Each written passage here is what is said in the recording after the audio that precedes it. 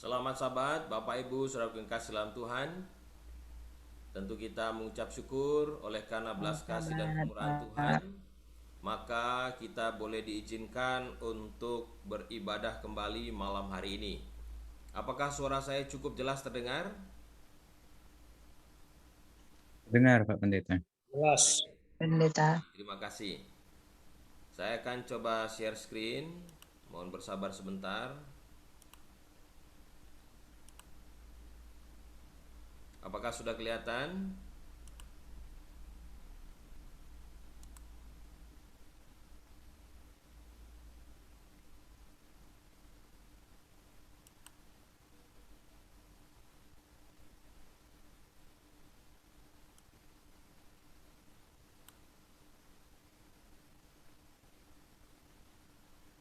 Baik.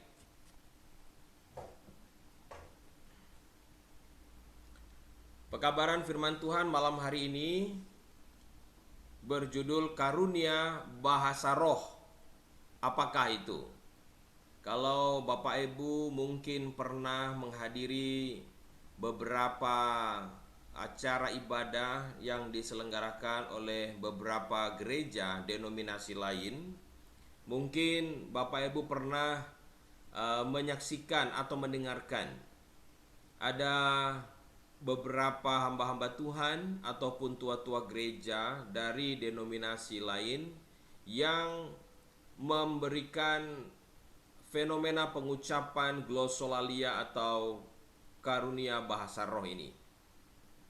Ada banyak orang yang mungkin bertanya-tanya dari mana mereka belajar itu, atau mungkin bagaimana mereka bisa mengucapkan bahasa-bahasa roh yang semacam itu, yang mereka anggap itu adalah bahasa roh.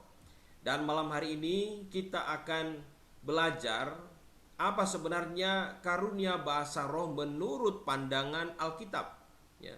Apakah sama karunia bahasa roh di zaman Alkitab dengan karunia bahasa roh yang dianggap saat ini sebagai tanda gereja yang benar? Nah, Bapak Ibu bisa lihat fenomena semacam ini? Pernah melihat fenomena yang semacam ini ya? Jadi ini ada biasanya di gereja-gereja aliran Pentakosta, yaitu ketika mengadakan ibadah secara umum ya. Jadi disebutkan bagaimana mereka ini bisa dikatakan dimasuki oleh kuasa roh yang disebutkan, yang mereka percaya, dan kemudian mereka mulai berkata-kata dengan bahasa roh. Nah, benarkah masih ada karunia itu saat ini? Ya, apakah karunia semacam ini benar-benar ada sekarang ini? Ya,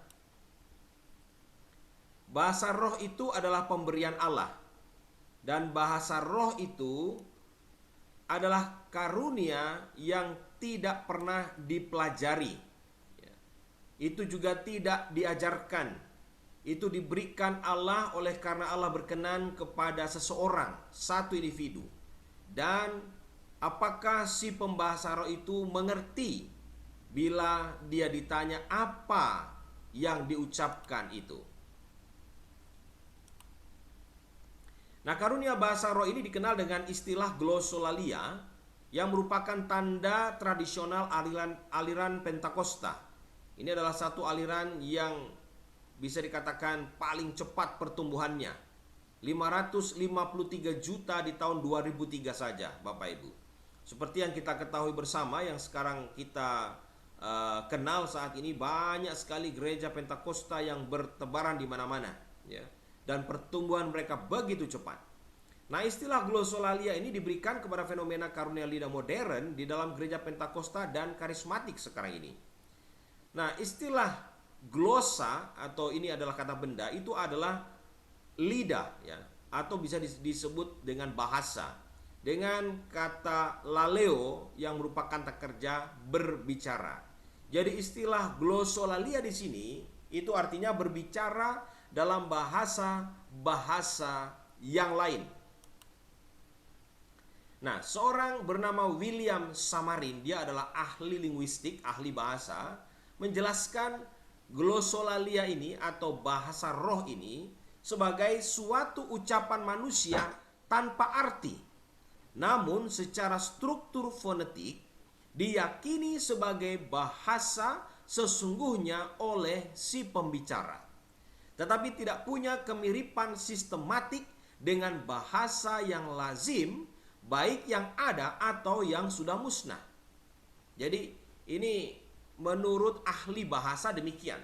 Jadi bahasa roh itu adalah satu ucapan manusia tanpa arti. Makanya pada waktu saya mengikuti beberapa ibadah yang diselenggarakan oleh sahabat-sahabat kita denominasi Pentakosta, ya, mereka biasanya menggunakan kata-kata seperti laba-laba segala macam itu, ya. Saya kurang paham karena tidak begitu jelas di telinga saya.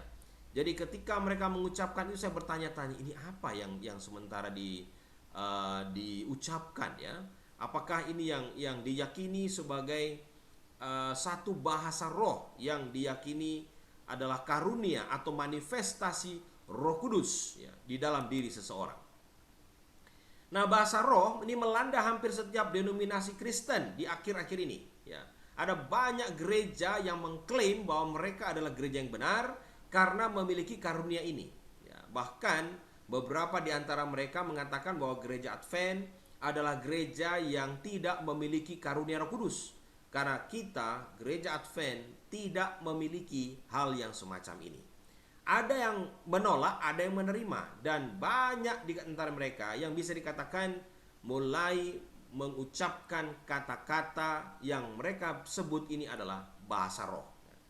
Gerakan Pentakosta dan karismatik ini menjadikan bahasa roh ini, perhatikan di sini, sebagai ciri-ciri utama karunia Roh Kudus dan sebagai bukti normatif baptisan Roh Kudus. Nah, ini yang menarik. Kenapa? Karena mereka tidak mendasarkan firman Tuhan atau dogma kebenaran firman Tuhan itu sebagai dasar kebenaran, tidak. Tetapi mereka menganggap bahwa apa yang mereka miliki, yaitu karunia bahasa roh menurut mereka ini adalah tanda bahwa mereka gereja yang benar. Nah, berikut ini adalah statement fundamental belief dari Assemblies of God atau Majelis Allah. Demikian.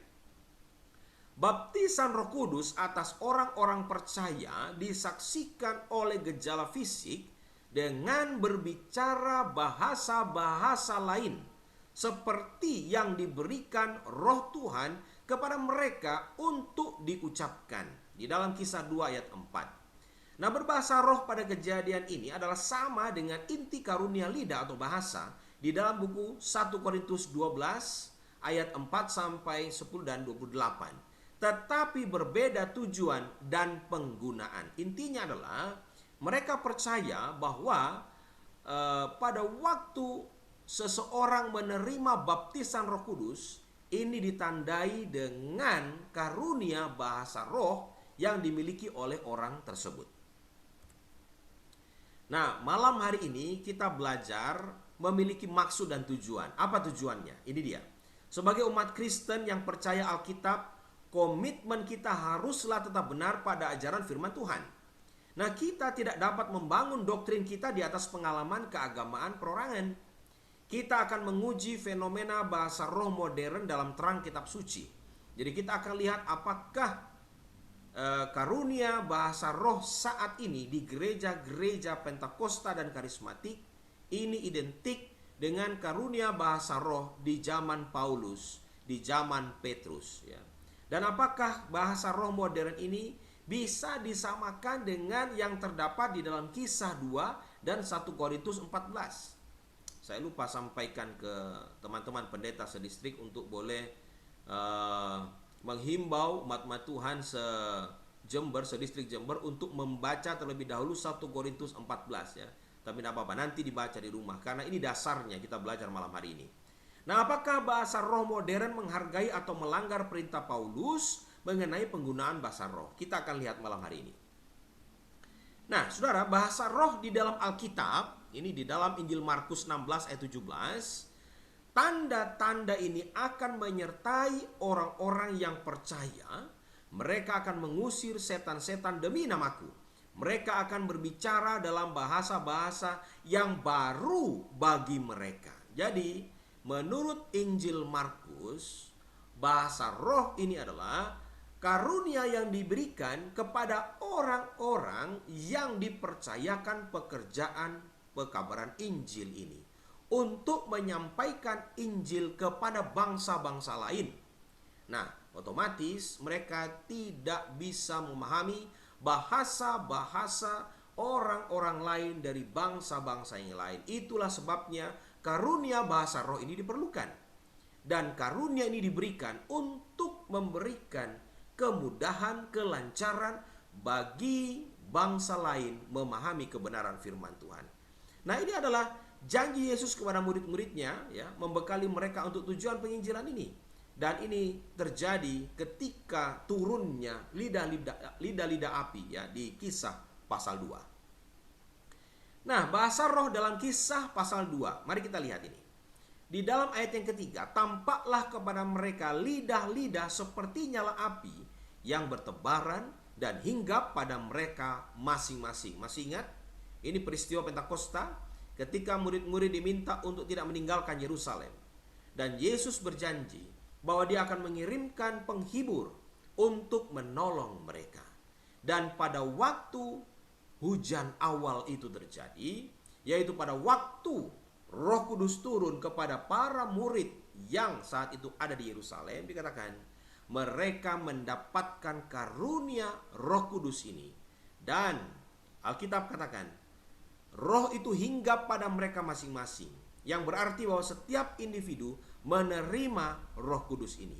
Nah, tidak diragukan ini adalah pemberian permanen yang akan mereka miliki sampai akhir pelayanan mereka. Jadi, kuasa Roh Kudus itu menyanggupkan umat-umat Tuhan waktu itu untuk dipersiapkan pergi ke segala bangsa untuk menyampaikan Injil kekal itu. Nah, saudaraku yang kasih, aspek penting dari pencurahan Roh Kudus adalah pemberian karunia lidah ini. Makanya karunia lidah atau karunia bahasa roh waktu itu sangat mutlak diperlukan. Kita tahu bersama bahwa para murid mereka bukanlah orang-orang yang expert di bidangnya. Mereka bukanlah orang-orang yang memiliki intelektual tinggi, ya, terkecuali Paulus, ya. Jadi mereka memerlukan bantuan dari atas, dan Allah memberikan karunia lidah ini supaya mereka dapat dengan mudah menyampaikan Injil kebenaran itu. Nah, di dalam kisah disebutkan, maka penuhlah mereka dengan Roh Kudus. Lalu mereka mulai berkata-kata dalam bahasa-bahasa lain, seperti yang diberikan oleh roh itu kepada mereka untuk mengatakannya. Jadi ini luar biasa.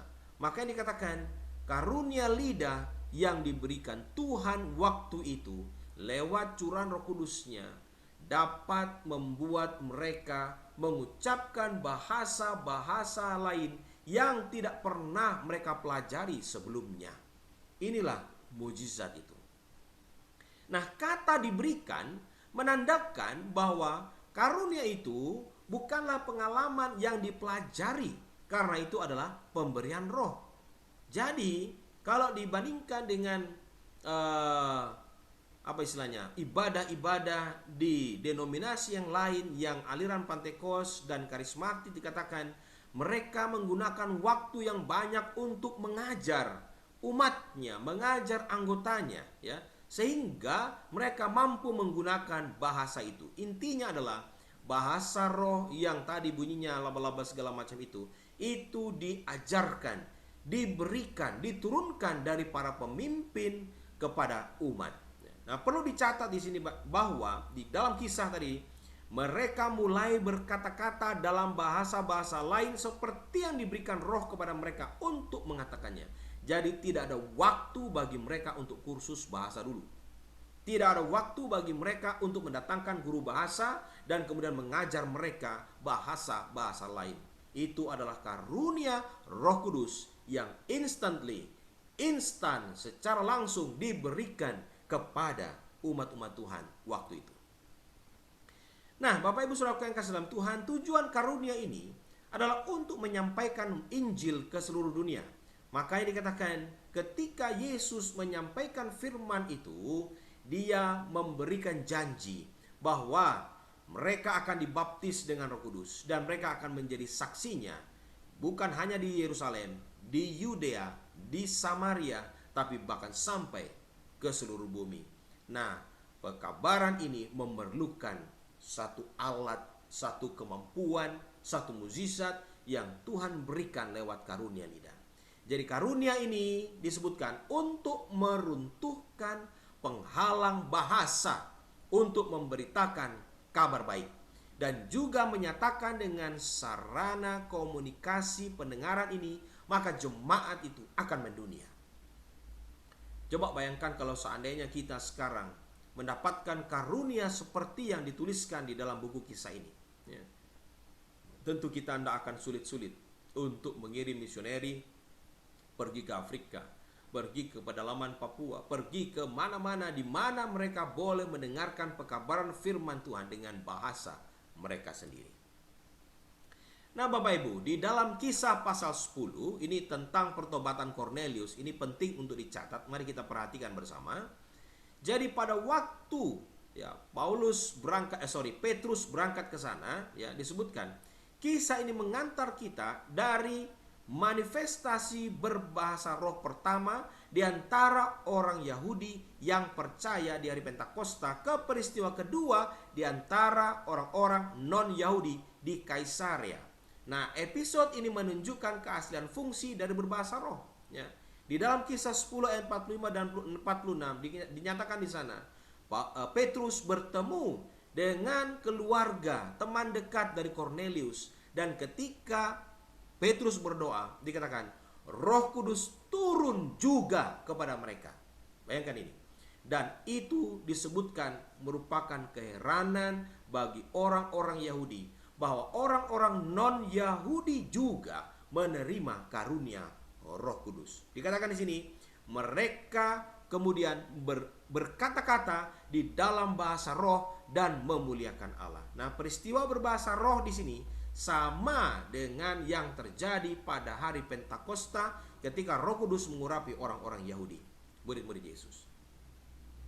Nah, jika Allah memberikan karunia-Nya kepada mereka sama seperti kita pada waktu kita mulai percaya kepada Kristus, maka disadari di sini, didapati di sini bahwa tujuan karunia berbahasa roh adalah meruntuhkan penghalang antara orang Yahudi dan non-Yahudi yang dibuat oleh tradisi Yahudi. Jadi di sini kita belajar bahwa karunia bahasa lidah atau karunia bahasa roh ini, karunia lidah ini adalah satu pengikat yang dikaruniakan Tuhan bukan hanya kepada orang Yahudi tetapi juga kepada mereka yang non-Yahudi, sehingga pekabaran itu sampai kepada bangsa-bangsa lain.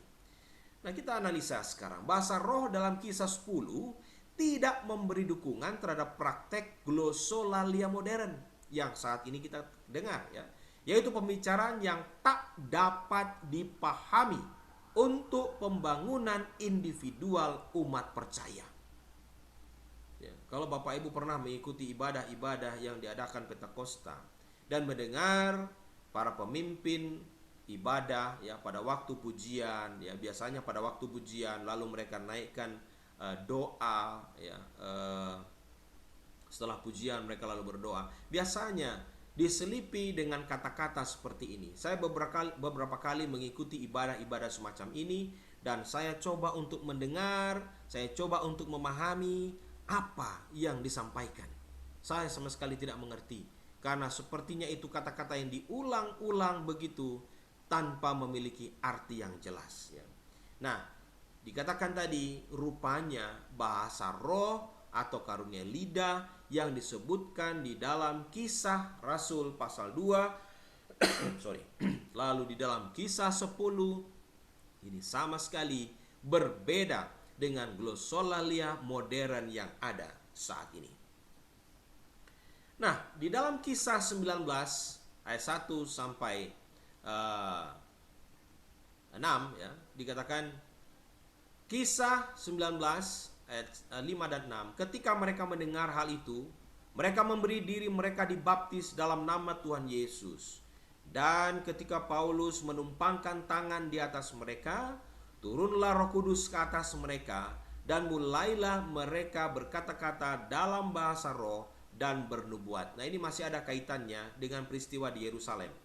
Lalu di bawah curahan Roh Kudus, misi Kristen ini berkembang dari Yerusalem ke Kaisarea, ke Efesus, lalu ke ujung dunia. Nah, apakah baptisan roh ini otomatis menghasilkan bahasa roh? Nah, ini yang penting untuk kita bisa pahami. Ya, karena seperti disebutkan tadi dari Assemblies of God, ya, fundamental belief mereka percaya bahwa orang-orang yang telah dibaptis oleh Roh Kudus otomatis mereka akan mendapatkan karunia roh ini atau berbahasa roh ini. Nah, ini yang diklaim, ya. Tetapi ternyata di dalam kisah tidak pernah disebutkan semacam ini, ya. Mari kita perhatikan, bahasa yang digunakan para rasul tidak sama dengan glosolalia modern. Beda. Umat percaya di Efesus dibaptis di dalam nama Kristus dan bukan di dalam Roh Kudus, ya. Makanya banyak di antara mereka yang mengatakan, "Wah, kami baru tahu kalau ada Roh Kudus," ya. Setelah menerima Roh Kudus,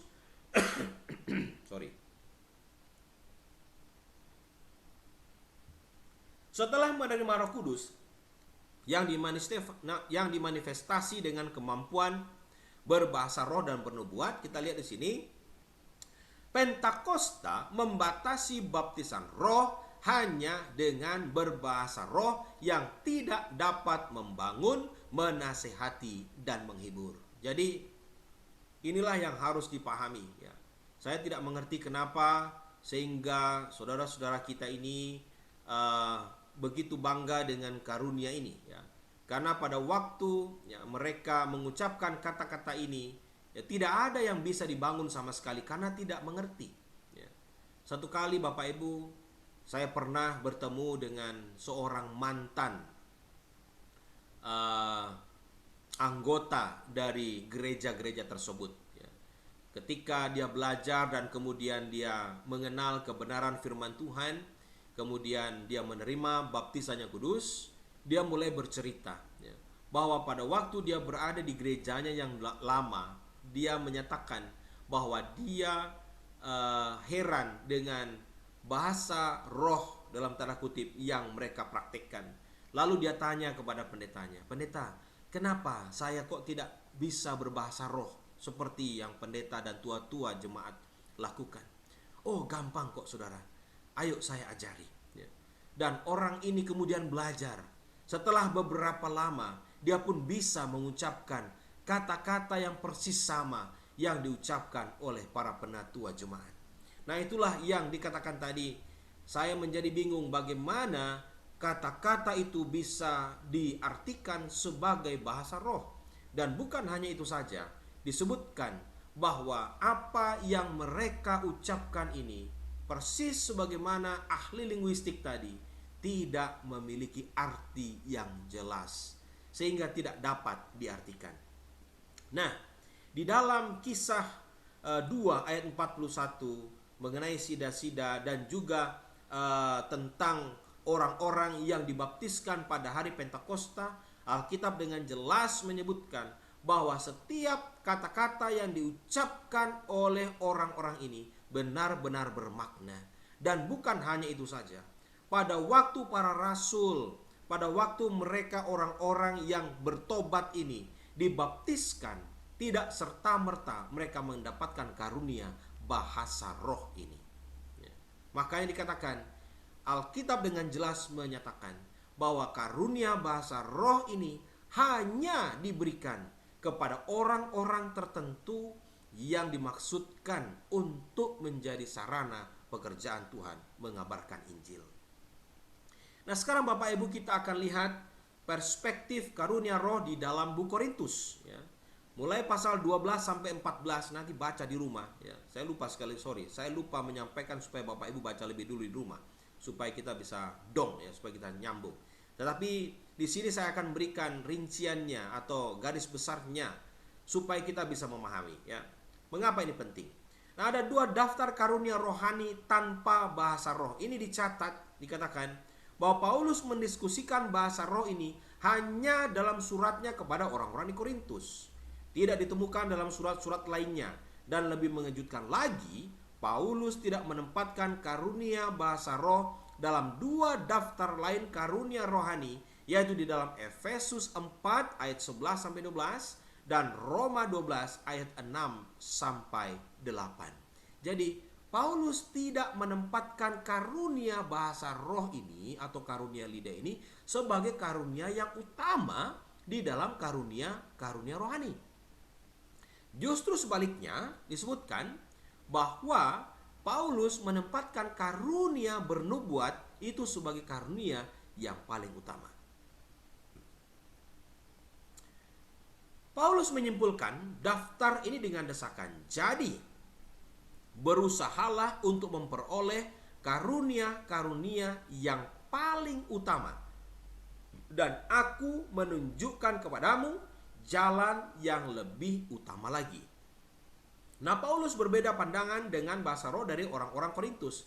Jadi kalau Bapak Ibu baca di surat Paulus ini di surat Korintus ya, pasal 12 sampai 14, nampak jelas di sana seolah-olah orang-orang di Korintus ini sangat mengagung-agungkan bahasa roh yang mereka miliki. Ya. Sehingga bisa dikatakan di dalam setiap pertemuan ibadah mereka selalu ingin saling menonjol satu dengan yang lain untuk berlomba-lomba berbicara dalam bahasa roh. Makanya disebutkan di dalam kitab Korintus, nanti kita akan lihat bahwa Paulus menyebutkan kalau ada orang luar masuk ke dalam kumpulanmu dan mendengar kamu semua istilahnya berbicara satu dengan yang lain dalam bahasa-bahasa asing, dalam bahasa roh, tidakkah mereka akan menyebut kalian gila? Nah, ini dia ya. Makanya Paulus katakan, bahasa roh yang penting ini adalah bahasa roh yang dapat dimengerti.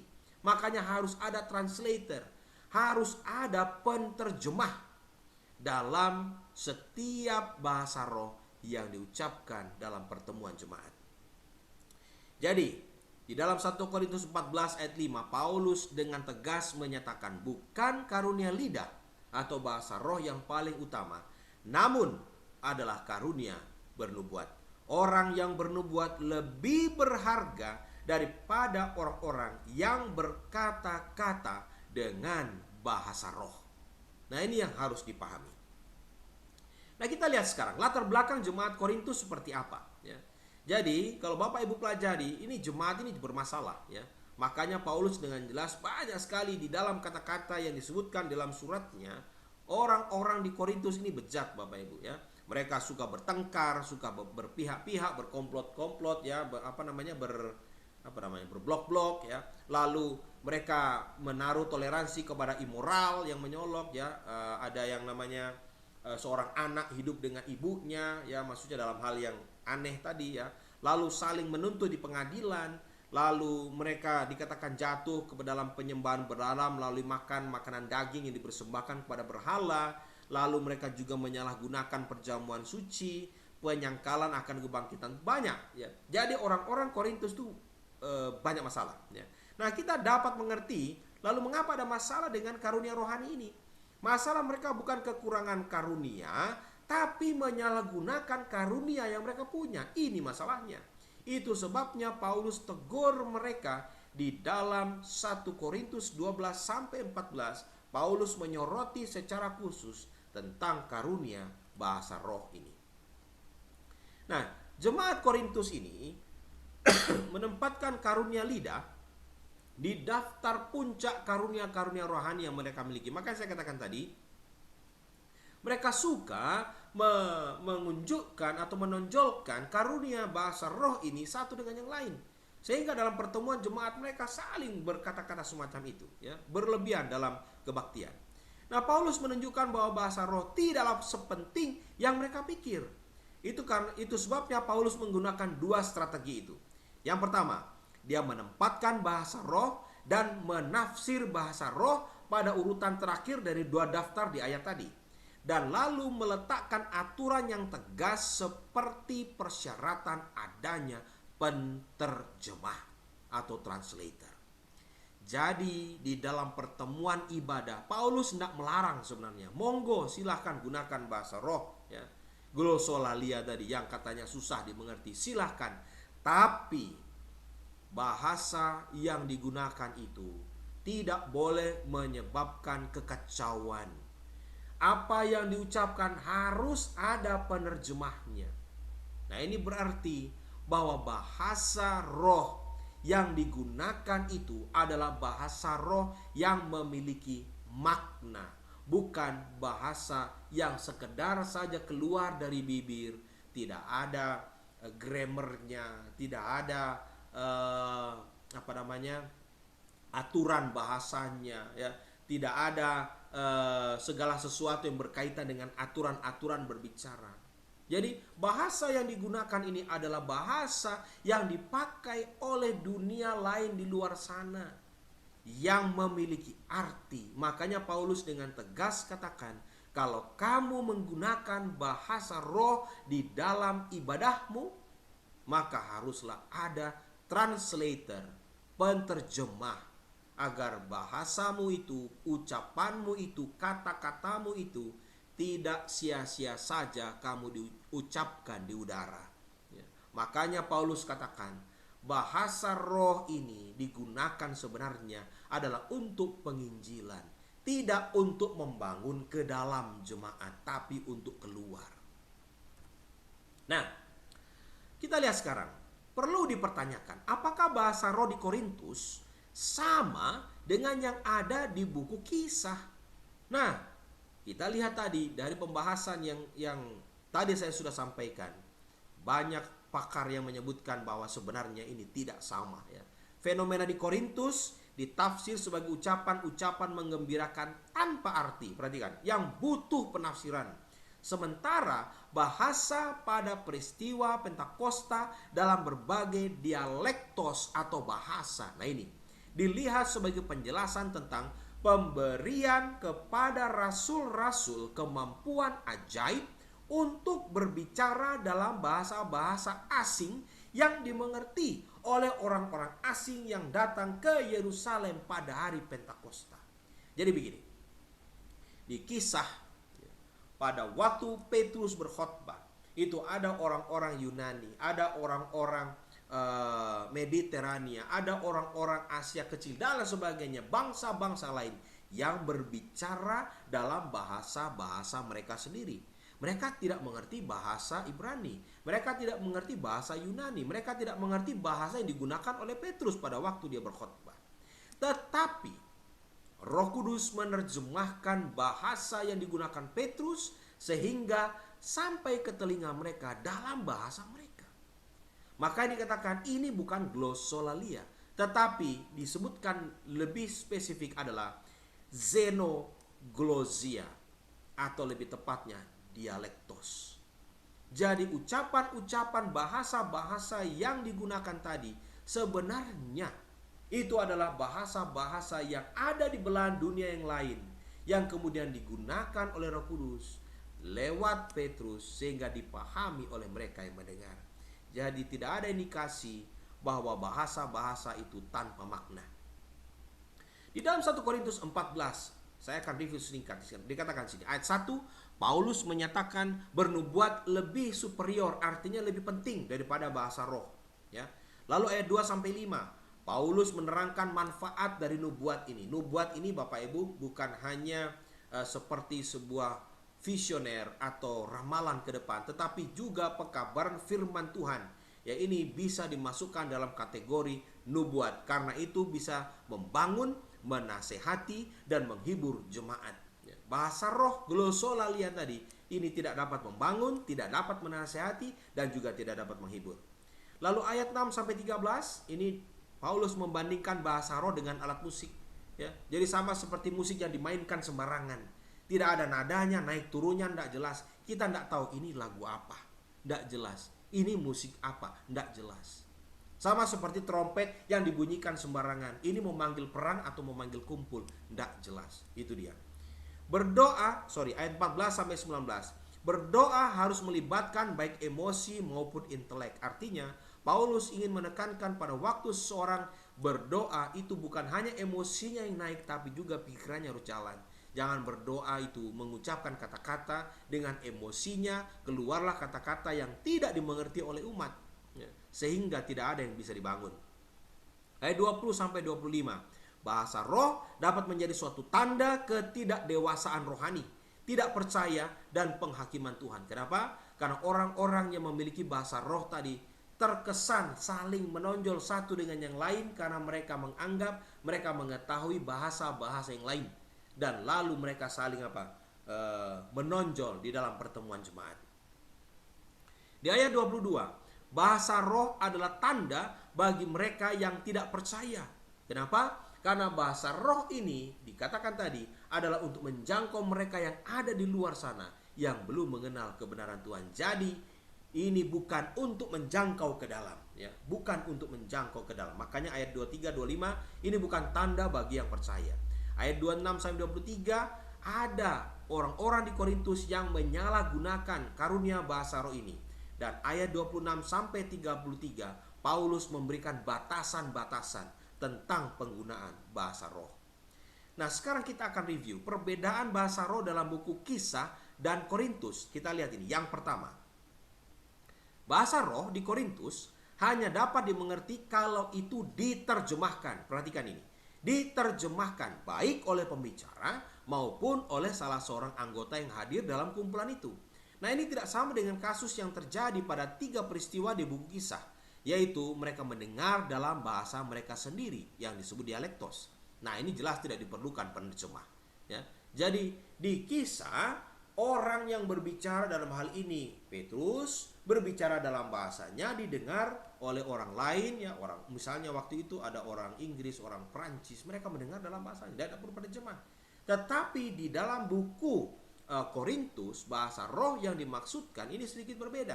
Ini dikatakan tidak ada orang yang mengerti apa yang dikatakan. Makanya dikatakan perlu penerjemah. Nah, berikutnya disebutkan bahasa roh di Korintus dihubungkan dengan bunyi atau fonai yang butuh penjelasan. Nah, di dalam peristiwa Pentakosta yang terdengar sebagai bahasa yang dimengerti, dialektos, ini tidak butuh terjemahan atau penjelasan untuk orang-orang yang berbicara bahasa-bahasa itu. Nah, fonai atau fonon ini bunyi, ya, ini dipengaruhi oleh contoh bunyi sebelumnya, ya, baik dari alat musik seperti seruling, harpa ataupun trompet. Jadi kalau bunyi itu tidak jelas, ini tidak bisa mengkomunikasikan sesuatu. Bapak Ibu masih ingat pada waktu bangsa Israel ada di padang gurun, ya, para imam biasa meniup trompet, ya, atau serunai. Pada waktu mereka meniup trompet atau serunai, ini harus jelas, dibunyikan dengan jelas, karena ada tiupan untuk memanggil berkumpul, ada tiupan untuk memanggil bersiap sedia berperang. Jadi jangan sampai maksudnya manggil untuk berkumpul menyiapkan diri berperang, salah mengucapkan sehingga yang datang mereka bawa panci, harusnya bawa apa? Bawa senjata. Nah, ini dia. Jadi seperti inilah yang dimaksudkan. Jadi glosolalia yang disebutkan di buku Korintus itu membutuhkan penjelasan. Nah, di Korintus orang yang berbahasa roh mengeluarkan bunyi yang tidak jelas dikatakan. Ini berarti bahasa mereka tidak dikenal, makanya diperlukan translator.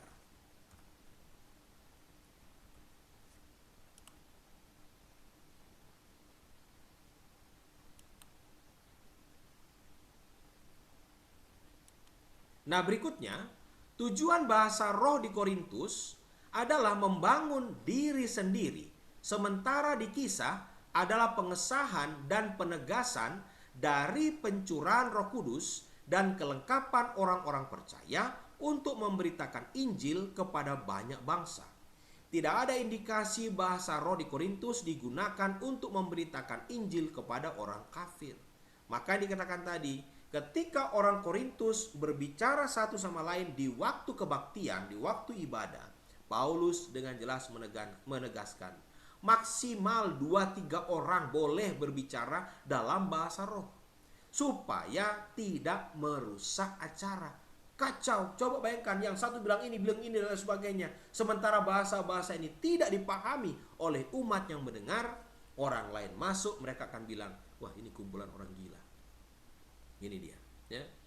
Berikutnya, karunia lidah di kisah 2 terjadi di bawah situasi khusus, yaitu kecurahan Roh Kudus pada hari Pentakosta. Situasi khusus ini tidak terjadi di Korintus.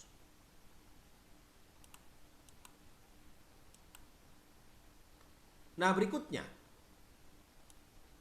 karunia lidah di kisah muncul menjadi pengalaman pertama yang sangat menarik dan sementara.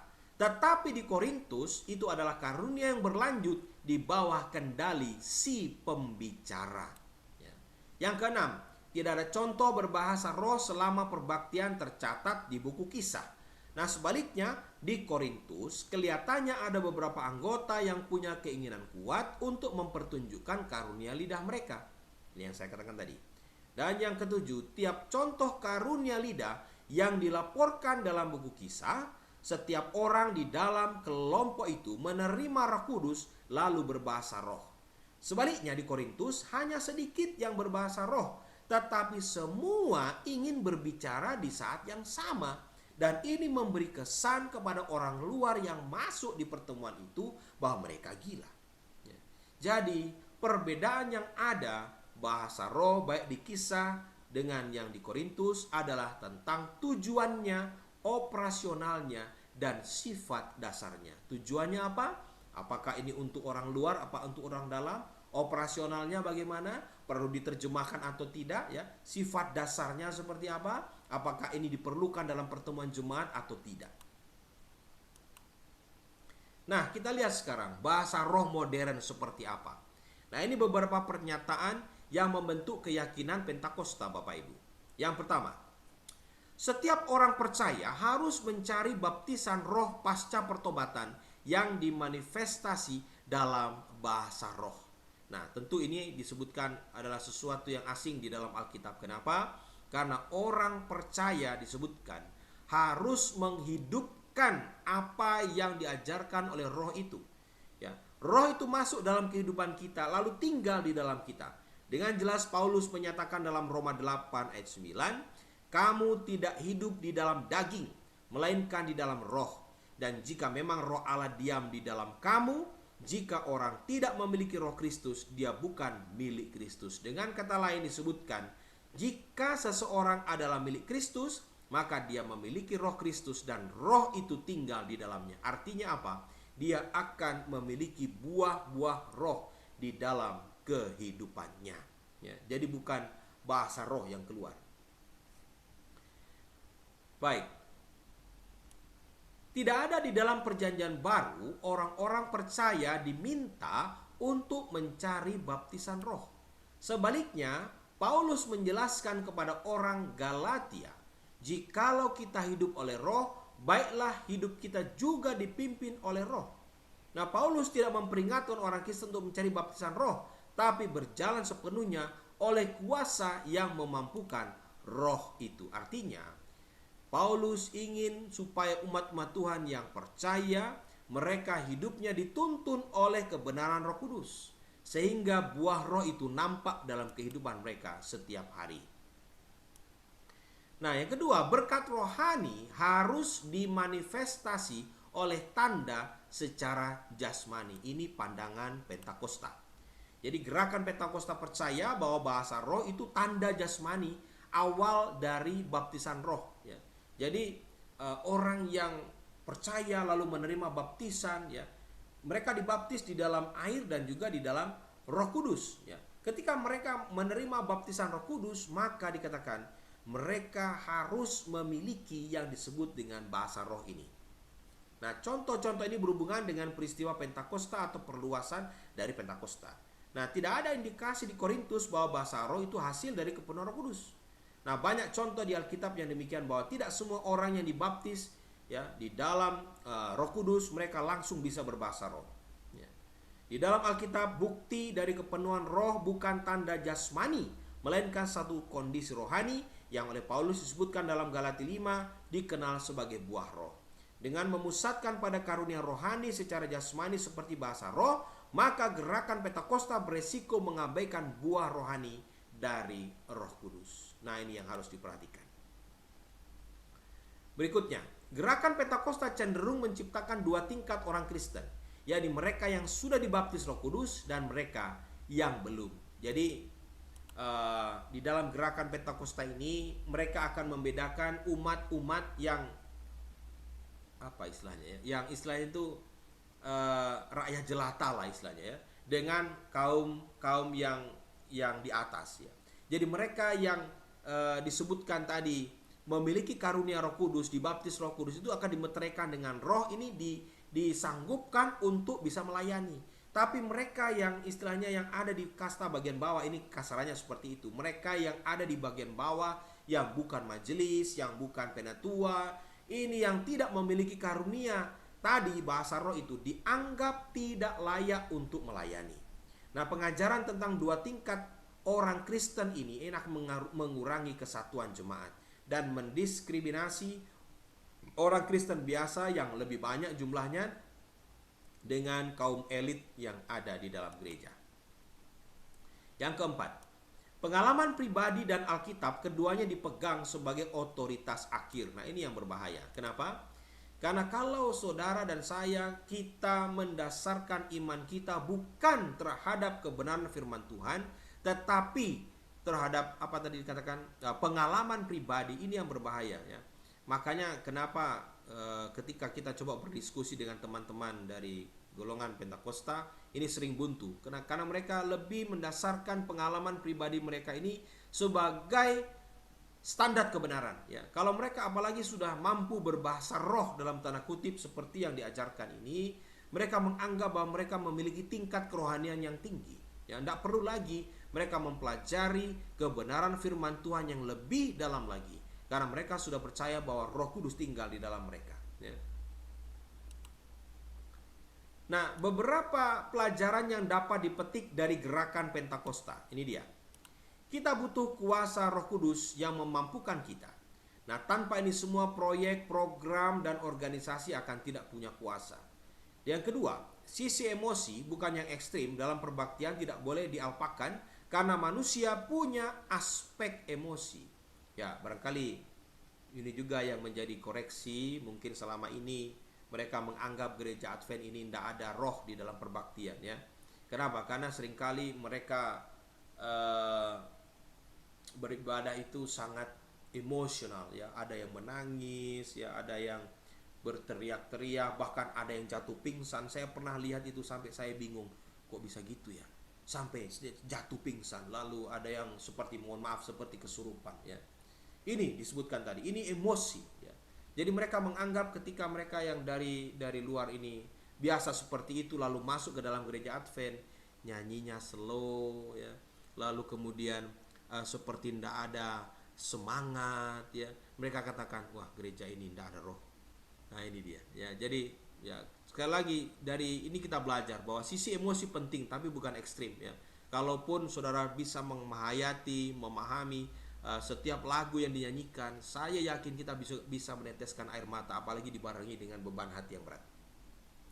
Spontanitas dan keterlibatan anggota dalam perbaktian jemaat diberi ruang, tapi harus tertib ya. Pada waktu mereka mengucapkan ini ya, bisa dikatakan Bapak Ibu, kalau Bapak Ibu pernah mengikuti perbaktian dari Pentakosta ini, pemimpin ini sudah mengucapkan bahasa-bahasa yang saya tidak ngerti, ditambah lagi audiens sudah ngomong lagi, saya sampai stres itu. Aduh Tuhan, jam berapa ini mau selesai? Karena memang saya tidak terbiasa mengikuti ibadah yang semacam ini. Tetapi itulah yang terjadi. Maka dikatakan spontanitas, keterlibatan anggota dalam perbaktian ini perlu, tetapi harus tetap teratur. Makanya Paulus katakan dalam 1 Korintus 14, segala sesuatu berjalan dengan sopan dan teratur. Bersedia bersaksi pada segala waktu tentang Kristus dan terlibat dalam proyek-proyek penginjilan. Kalau Bapak Ibu perhatikan, saudara-saudara kita dari golongan Pentakosta itu, oh begini dalam hal penginjilan, mereka sangat semangat ya. Nah, kita saja yang di distrik Jember ini mau diminta untuk mengikuti pelatihan penginjilan ogah-ogahan. Coba bayangkan ya. Padahal mereka ini luar biasa, salut saya. Mereka bisa sampai di mana-mana, door to door, untuk menyampaikan apa yang mereka yakini. Berikutnya, menjadi kesimpulan, Paulus tidak melarang berbahasa roh, namun tidak memberi nilai tinggi seperti yang dibuat Pentakosta dan Karismatik. Sementara orang Korintus menempatkan bahasa roh pada puncak daftar rohani, Paulus meletakkannya paling bawah. Artinya, karunia lidah atau karunia bahasa roh tidak dianggap sebagai karunia yang paling utama. Ya, dia tidak tempatkan itu di yang paling atas. Paulus dengan keras memperingatkan tentang salah penempatan bahasa roh di atas karunia yang lain, dan peringatan bahwa berkembang biaknya bahasa roh ini dalam jemaat adalah tanda ketidakpercayaan, karena itu menciptakan iman palsu. Ada orang yang merasa bahwa dia sudah kepenuhan dengan Roh Kudus, lalu sudah bicara tidak karu-karuan, mohon maaf, yang disebutkan dengan bahasa roh tadi. Ini bisa jadi orang ini akan menganggap bahwa dia adalah orang yang diberkati dengan karunia-karunia ini, sementara dia masih melakukan pelanggaran ataupun dosa-dosa yang lain.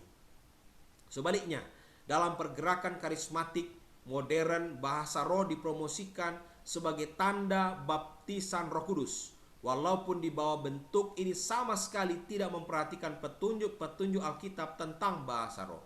Ini memberi kesan suatu asal-usul yang tidak benar dari pergerakan ini.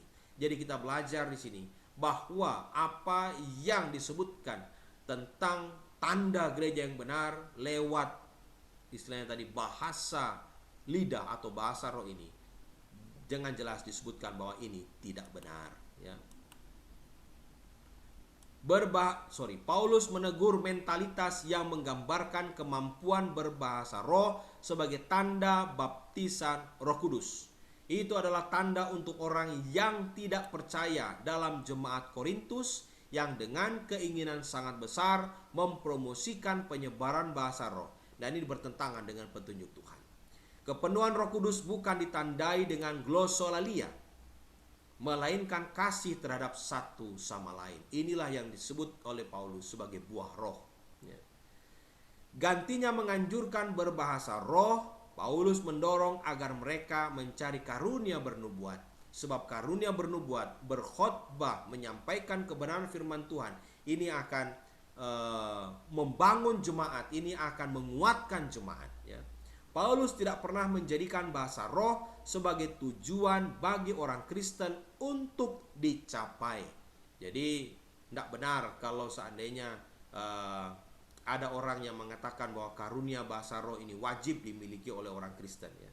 Bahasa roh tidak diajarkan ataupun diturunkan dari pemimpin umat kepada umat. Ini adalah karunia Roh Kudus kepada seseorang untuk perkembangan imannya sendiri. Maka dengan jelas tadi Paulus katakan, orang yang menerima karunia ini harus berdoa juga supaya dikaruniakan kepadanya karunia untuk menerjemahkan.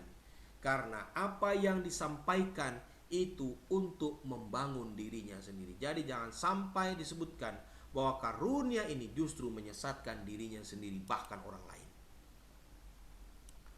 Nah, Paulus melembutkan antusiasme orang Korintus terhadap bahasa roh, sama seperti mereka yang berbahasa roh modern akan buat untuk menghargai ajaran Paulus dengan mengenal sifat alamiah karunia itu. Paulus dengan jelas lebih menyukai nubuatan daripada bahasa roh, karena pekabaran nubuat bermanfaat luas untuk jemaat dan bukan hanya untuk individu. Pengaruh Pentakosta terasa di seluruh jajaran denominasi. Walaupun gereja-gereja itu tidak menerima ekstrimnya gerakan itu, namun telah memeluk beberapa pemikiran di balik gerakan ini. Wajah perbaktian berubah, kebutuhan akan doktrin diremehkan, perasaan menggantikan tempat kebenaran objektif. Makanya Bapak Ibu, betapa penting kita memahami karunia ini, sehingga pada waktu saudara-saudara bertemu dengan sahabat-sahabat kita dari gereja Pentakosta, Karismatik, kita dapat memberi jawab, ya, bagaimana karunia bahasa roh sesuai dengan firman Tuhan, sesuai dengan Alkitab, dengan karunia yang disebutkan mereka tadi adalah karunia bahasa roh. Ya, jadi ini penting untuk kita renungkan supaya jangan sampai ini menyusup ke dalam gereja kita dan kemudian akhirnya kita lebih condong kepada diri daripada kepada Tuhan. Paulus memberi nilai pada bahasa roh, namun dia mengatur dengan hati-hati dan membatasi penggunaannya. Alasannya adalah bahwa karunia-karunia rohani, terutama bahasa roh ini, telah menghina Kristus. Kita tidak boleh mengizinkan perbaktian jemaat menjadi pameran atau pertunjukan karunia-karunia pribadi. Perbaktian Kristen ialah untuk memuliakan Tuhan. Apabila metode kebaktian, apakah bahasa roh atau drama atau musik atau organ menjadi lebih spektakuler daripada seorang yang harus dipuji, maka perubahan harus dibuat. Karena bagi dialah kemuliaan di dalam jemaat dan di dalam Kristus Yesus turun-temurun sampai selama-lamanya. Artinya, di dalam perbaktian kita, apapun yang kita lakukan, jangan sampai itu menonjolkan diri kita. Haruslah Tuhan yang kita tinggikan. Demikian Bapak Ibu, pembahasan tentang karunia bahasa roh malam hari ini. Semoga apa yang kita boleh pelajari bersama akan menjadi berkat bagi kita, dan Tuhan kiranya akan menolong kita sehingga kita dapat memahaminya dengan baik. Semoga Tuhan memberkati kita. Amin.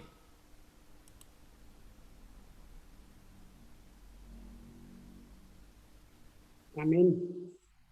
Terima kasih Pendeta Daniel untuk pemaparannya. Oke, baik.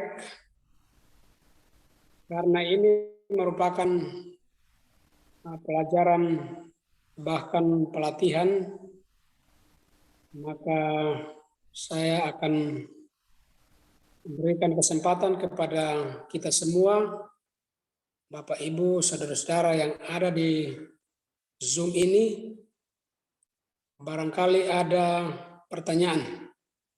Saya